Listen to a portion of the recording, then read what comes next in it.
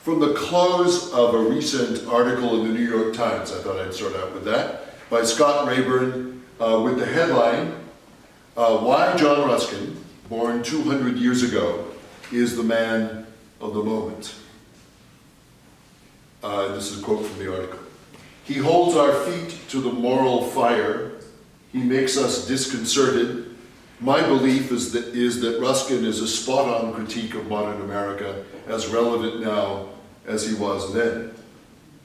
What would Ruskin have made of post-truth politics, of the richest 1% owning almost half the world's wealth, of a plastic-strewn planet where climate change may be beyond repair?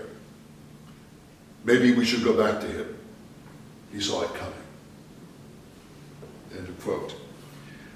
This is a sentiment that I think has been steadily growing in the culture since the centennial of Ruskin's death in the year 2000, and we're happy to have an occasion to celebrate that rich and complex legacy tonight as we celebrate Ruskin's birthday. My name is Gabriel Meyer. I'm the executive director of the Ruskin Art Club, now in its 131st year as LA's oldest cultural association. Someone once asked me, how do you get to be 131 years old? And I said, one word, reinvention. So we are always pleased to be working with our old friends here at the Doheny Memorial Library, especially with our friend and fellow Ruskin Art Club member, Tyson Gaskell, Director of Communications and Events for the Doheny Libraries. And needless to say, it's a special treat to be co-hosting this concert in the music salon of the Hancock Museum.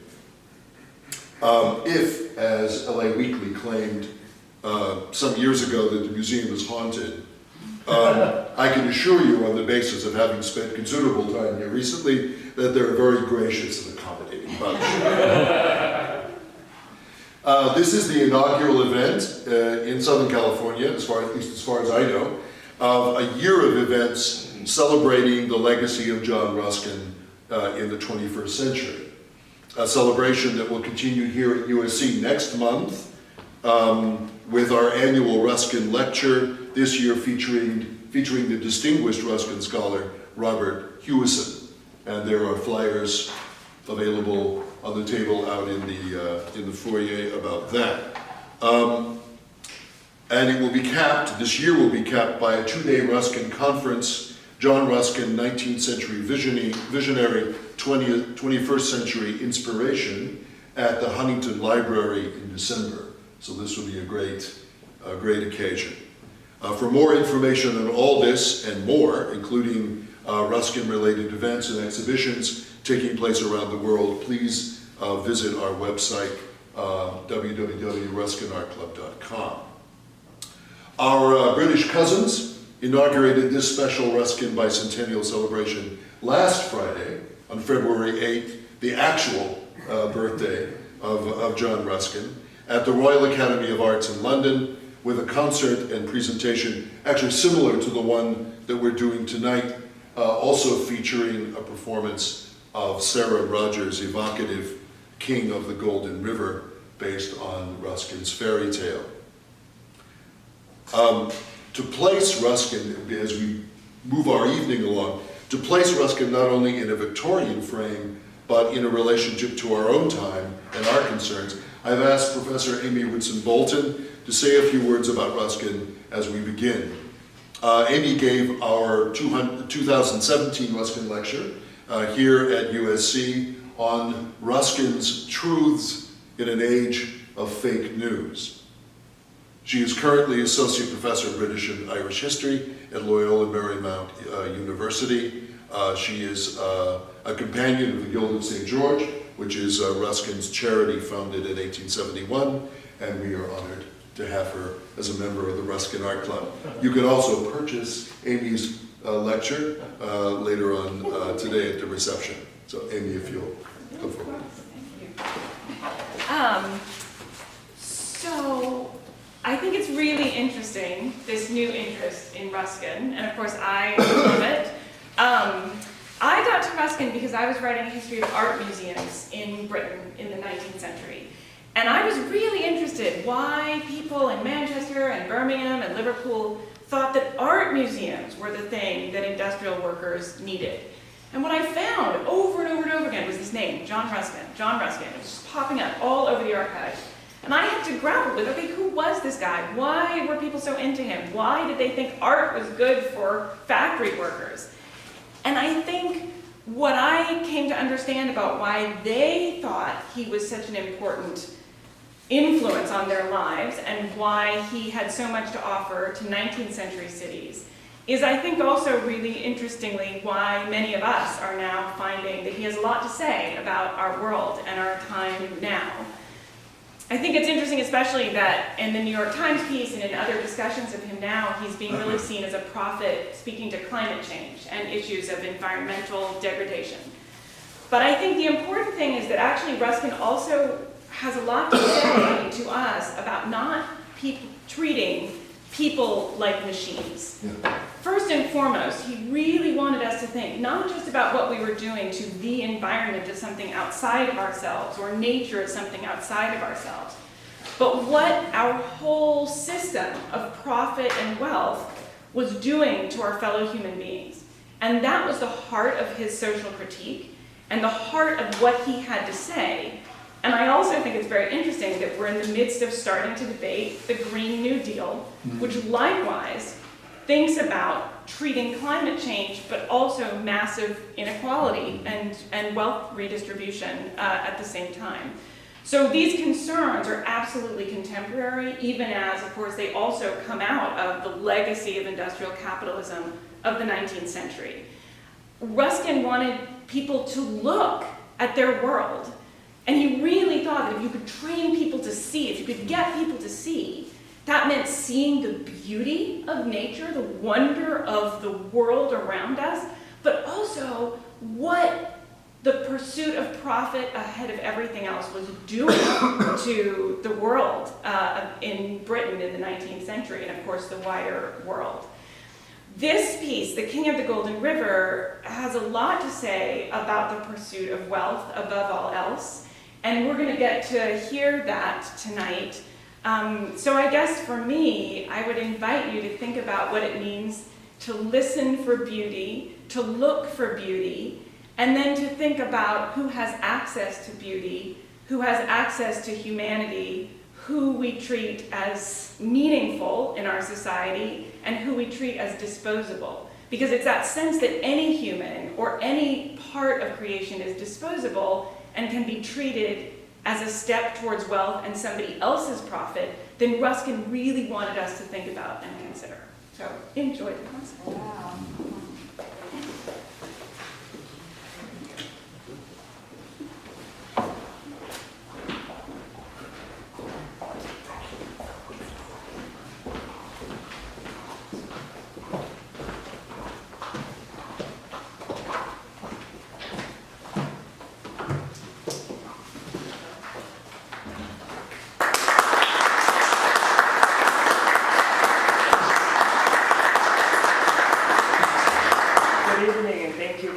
Tonight to celebrate the birthday of John Ruskin. We are the Felix Quartet, a group of students at the USC Thornton School of Music. For violins, we have Yu Chi Lee from China and Kevin Tao from Los Angeles. And on viola, we have Nao Kubota from Michigan. And my name is Alan Hahn, the cellist from not too far away in Orange County.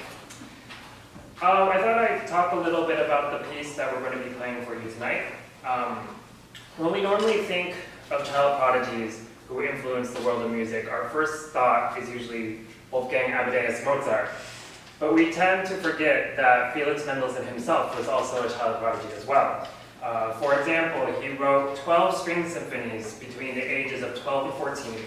He wrote his first piano quartet at the age of 13, his first full symphony at the age of 15, and his famous octet for strings for 4 violins, 2 viols, and 2 cellos when he was 16.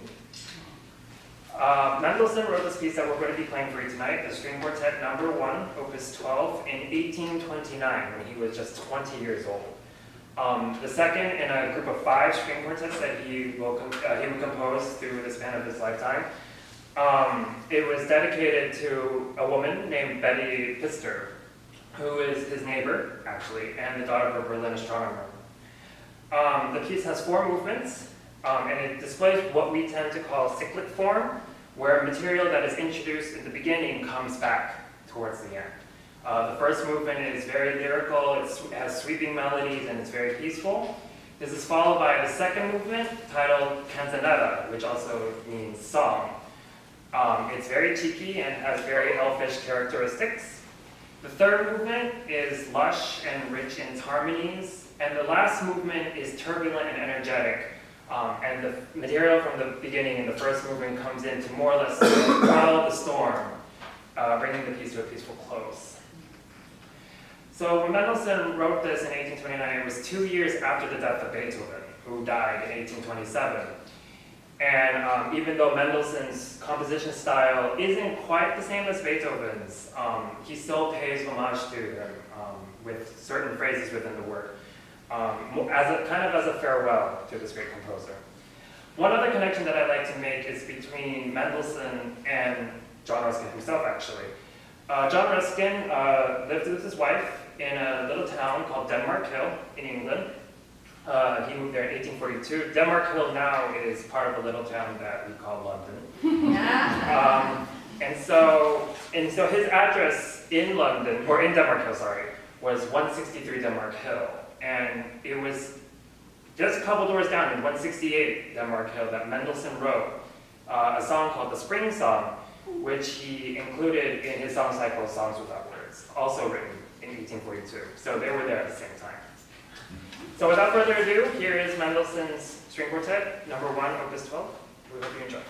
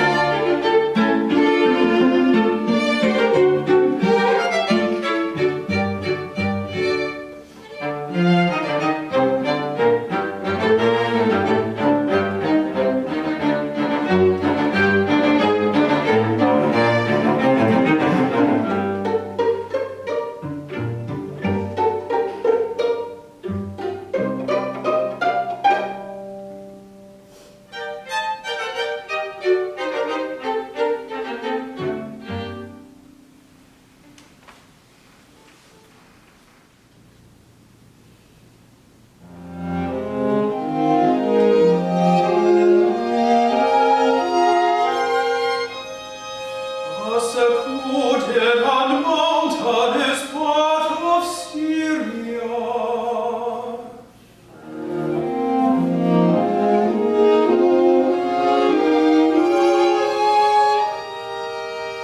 There was in old time a valley of the most surprising and luxuriant fertility.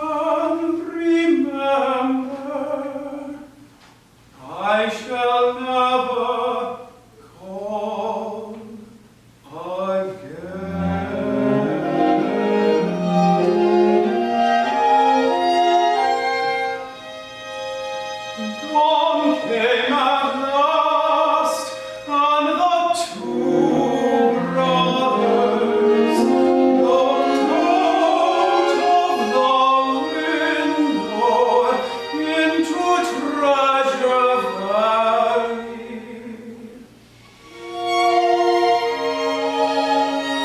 A mass of ruin and of desolation. They cried.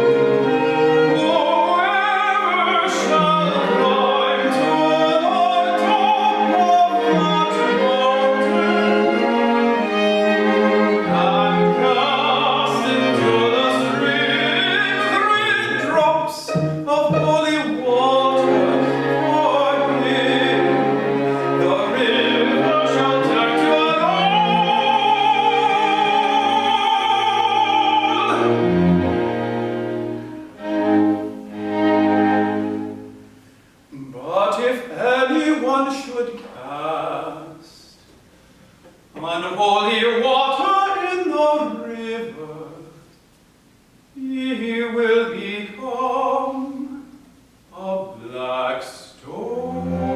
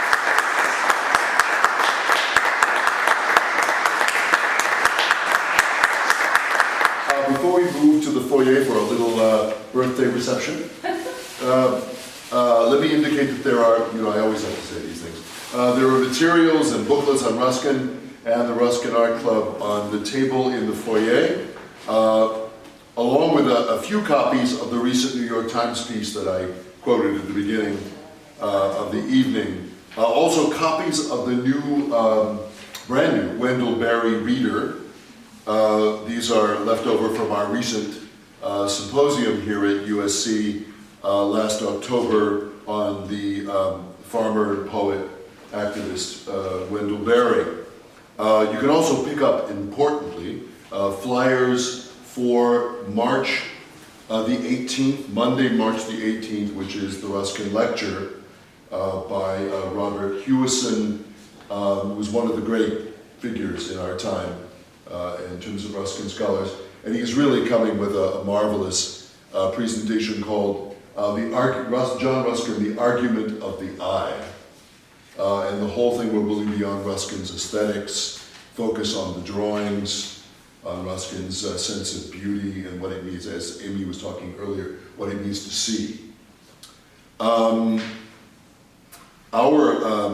Elena, Karina Byrne, was going to end tonight with a comment, but she came down with a cold, so I'm going to fill in for her just to close the evening.